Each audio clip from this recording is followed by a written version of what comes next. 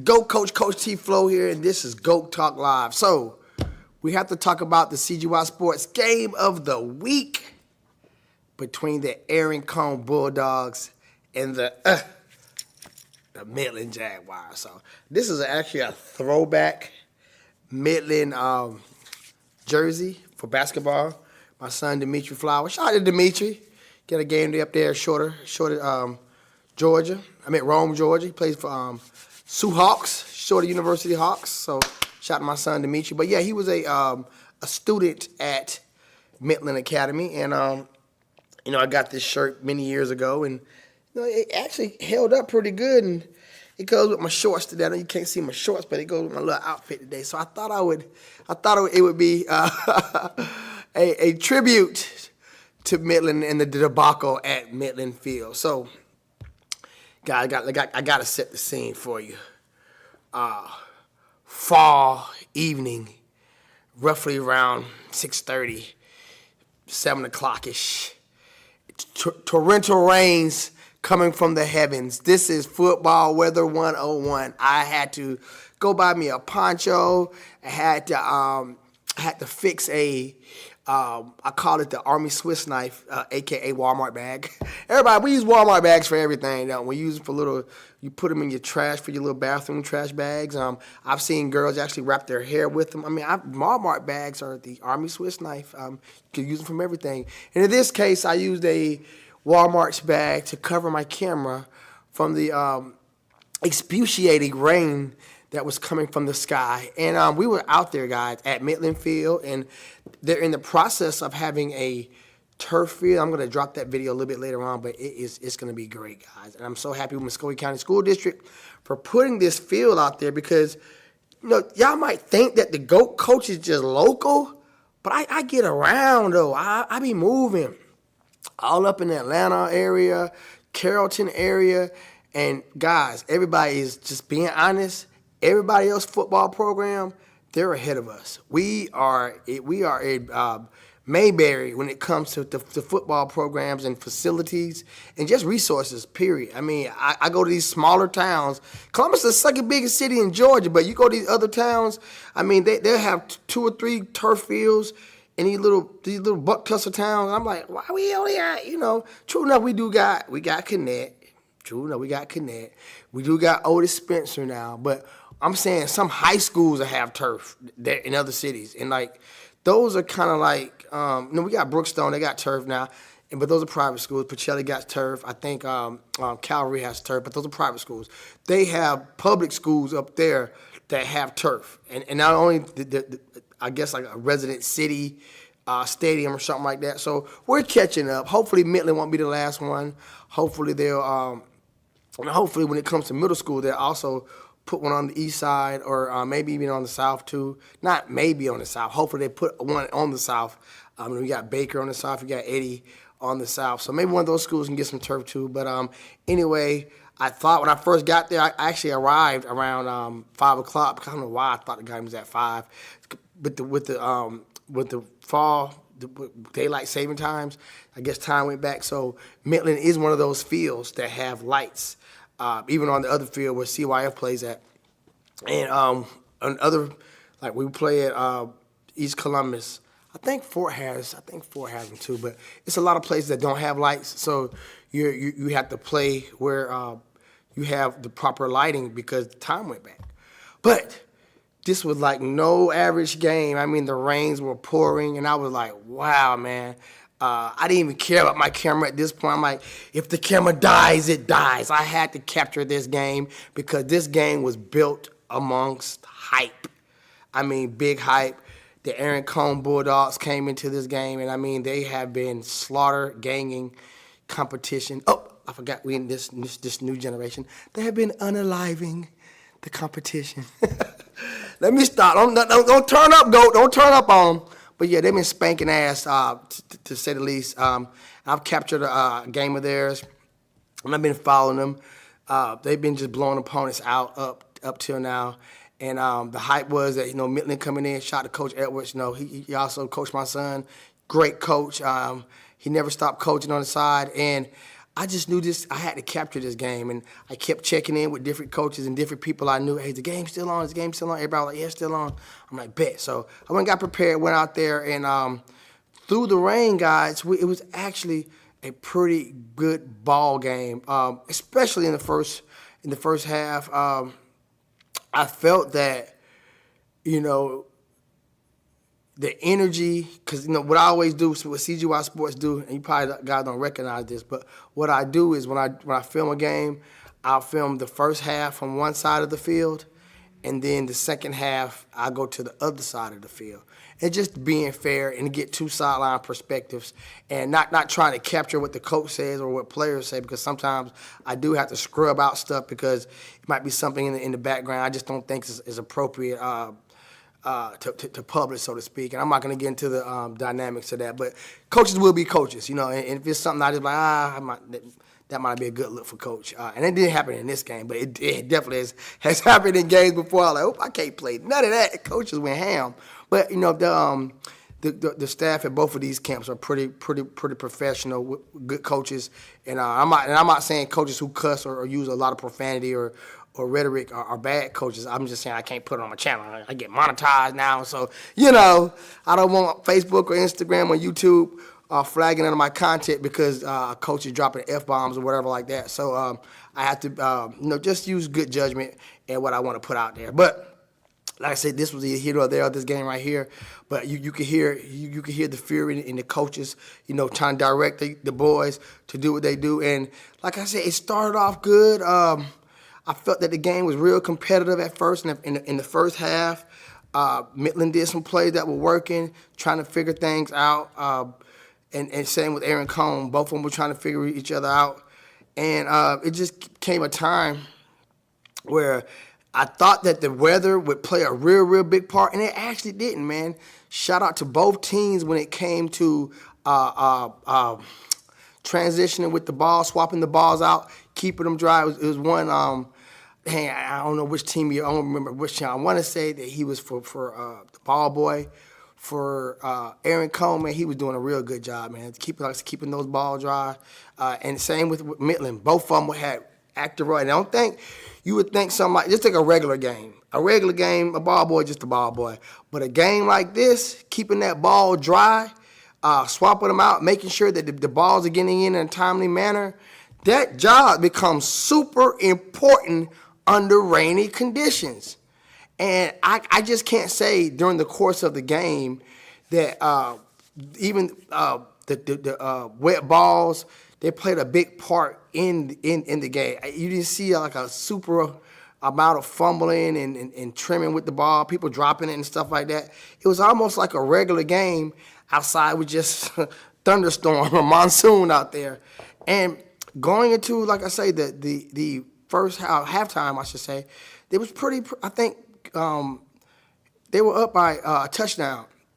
The Bulldogs, they was up by a touchdown, and they was fighting. Midland was fighting, but as the Bulldogs have done in the past, after the half, going into the third quarter, you kind of got into where the straw broke the camel's back, and what's the kid name? There'd be so many kids.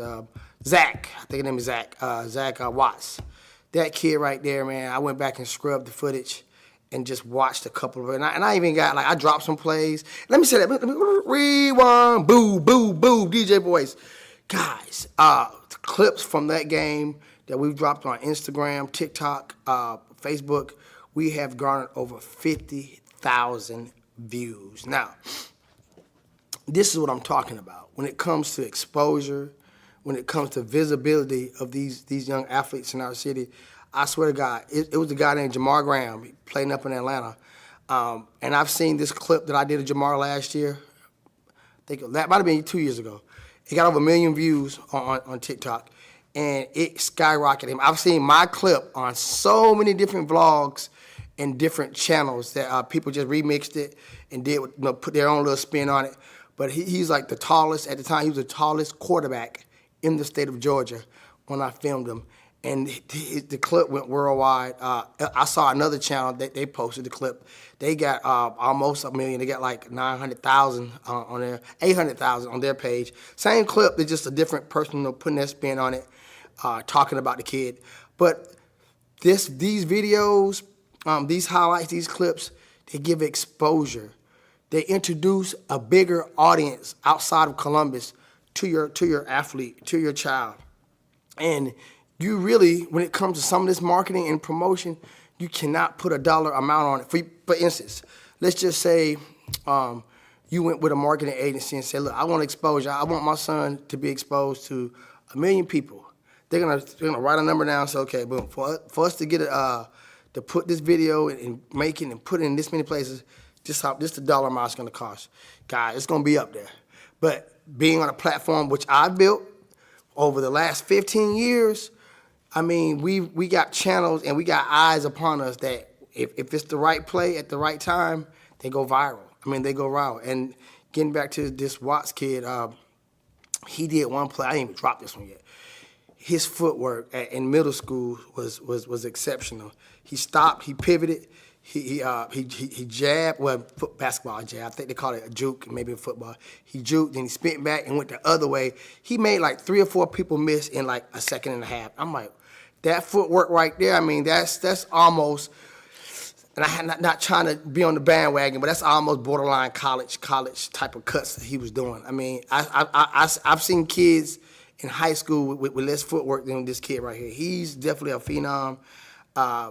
He's going places. The defense, I felt that it were times, and this is where good coaching comes in. That shot to coach, like I said, shot to Coach Edwards and their coaching staff. I felt that they found chinks in the armor, and they was able to move the ball at certain times against Aaron Cohn. They just couldn't put the bun in the oven. They just couldn't punch it. But when it comes to being a well-rounded football program, they're elite around here. My question is to people is, would you like to see, with the evolution of football, let's just say everything's elevating now. We're in a different place. It's not the same football from 20 years ago. It ain't the same football from 5 years ago, really. Like I said, I've seen just so much leaps and bounds in the sport. Would you like to see a middle school state championship? I mean, really, I mean, that's where we're at right now. I feel like, now I haven't seen, and I'm not quite 100% sure on how they got the brackets set up. I'll be able to get the brackets going to the playoffs like I did last. We did a bracket last year. We had fun with it. I'm actually going to have a giveaway this year. So whoever gets the perfect bracket throughout the playoffs, CGY Sports has a gift for you. So we'll make sure we put the bracket out in enough time for everybody to fill it out. It's free. You ain't have to pay nothing for it. It's just fun. You fill your bracket out, you screenshot it, then you upload it. So we'll have a stamp of it going on to the playoffs. But if we had a middle school state championship, you would actually be able to see how good some of these teams really are outside of your area, your locality. Because I'm sure there is some good teams up in the Atlanta area, Macon area, Rome, like I said, Carrollton. I really like their program. LaGrange, Savannah, other parts in the city, Valdosta, other parts in the state to get their elite middle school team who wins their city championship, and then you pull off and go into a state championship. I think it would be a great idea. Watching the Bulldogs play, and I don't remember the score exactly, but I know after the first half, they just started to click. The Zach kid, he scored probably 2 or 3 touchdowns, I think. Milton just began the Bulldogs just began to run away with things and ended up being like a 32-0 victory over the Jaguars. So I know we do have another bracket. That's what I was getting to, another bracket where they'll see the other teams, the Forts, the Rothschild. I think they already played Richards. Maybe Eddie and Baker, I guess. I'm not quite sure how the brackets go, but outside of them running the gauntlet through those teams right there. Would you guys like to see a middle school state championship? Do you think that's a good idea at that level? Just think about it. You have national rankings for Pop Warner. No, we had the Outlaws here, the Twin City Outlaws. I think they were nationally ranked number one or number two, number one. And one of those players actually plays for the Bulldogs. Shout out to my boy Aunt Mary, his son. He plays for the Bulldogs. So if we have Pop Warner with a national registry, why skip middle school and go straight to high school? I think it would be a good idea, and I would love to see this Bulldog team, especially if they can run the gauntlet throughout the playoffs and win a city championship, which a lot of people believe they will. I haven't seen a team. I'm not gonna say I haven't seen a team because matchups are. You know how matchups are. I like Rothschild. I might be a little biased when it comes to Rothschild, but I like the Rock. But I also the Rock, they got beat by Richards, and I think Richards got defeated by Aaron Cohn, if I'm not mistaken. But that was at the beginning of the season. Fort only has one loss on the season, so I would definitely want to see one or two of those teams play Aaron Cohn first before I just say, hey man, y'all just y'all top dogs in the city. So it's some more team that they got to play, but beholding that they run the gauntlet like they are, I think it would be a great idea to go outside of the city with this team and to see how they match up. I wish they could play PCIS. And I don't know why we don't play across the river. Other cities that are border states, they play across the river. I don't know why we don't. I don't know if that's a thing with the insurance or I don't know. But it's to me, for the matchups and the camaraderie and just the competition of the sport would be great to see. If you're on the other side of the Kool-Aid, to see an elite team over here play an elite team over there. Just like why doesn't Central and Carver play each other? That would be a great matchup. I know that's a game that all of us want to see. Now, true enough, a lot of people will say, Central will do this, Central will do that. But, and I talked to some people, a lot of Central players, let me stop. I don't want to go there on this post, but y'all already know what it is. So, I mean, yeah, you can look at it that way, but I think Carver can compete myself, man. The Tigers, especially this year, the Central Red Devils have lost 2 games this year. I think they lost to Opelika and they lost to Auburn, 2 Lee County teams, so shout Lee County. And the Tigers just lost to Harris County, which is definitely a bigger team when it comes to the state rankings. I think they're 4 or 5A, 4A, Carver's 2A. But outside of that, man, Carver been doing what Carver do, man. The Tigers have been winning. I would love, even though Carver would be playing up in a sense to play Central, I think it would be good for the sport. I think it would be good for the Tri-City area. It would definitely bring in some money for both schools, both organizations, whether it's the GHSA or ABSA, whatever they are. But it would be good. It would be good competition, a good thing to see. And I feel it's the same way on middle school. If nothing else, maybe if it was a West Georgia middle school championship, maybe just starting in West Georgia where you got who you got? You got Columbus, Carrollton, Villa Rica. I don't know. Harris County, maybe just do it by county. Troup County, Muskogee County, Halston up there, and we do maybe Noonan. We do like a West Georgia middle school championship to start off to see how it go. But I'm definitely I'm a believer when it comes to this team. They are the real deal. They're well coached. They're well coached. They're disciplined, and to me, that's a very important part of a football team, having that discipline, being coachable as an athlete. Because if you can keep your head in the game, listen to your coach, the coach's job is to see what's going on in the field, put the right plays in to execute. If you have that formula and everything is clicking, you're going to be hard to beat as a ball team. Teams with less talent have to be well coached and well disciplined to push into a playoff system and buck for a championship. And when you have great athletes to go along with their theory, you're actually in a better place to win it all. And outside of the playoffs starting, I'm not ready to crown them yet. Hence, here goes the crown. But like I say, nobody scored on these guys all year round. Once that defense starts, they're in that backfield. I mean, you really have to, I'm not going to say do trick plays, but you have to figure out as a coach, I'm giving y'all a gem for what I've seen. Like I say, I kind of look at the game differently. I know some middle school teams look at film, and I know some of y'all watch CGY Sports to analyze stuff, but when I'm watching it, they're poised and they're disciplined, but you're going to have to use that aggression against them, figure out plays that works against aggression. And other than that, man, I don't see these boys losing. I don't. On a side note, I did record Fort in East Columbus. I'm always rooting for the little guys. That's just how I am. That's what CGY Sports was started from, in the essence. Even when my son played for River City, played for the Falcons, shot his old coach, Coach Drury.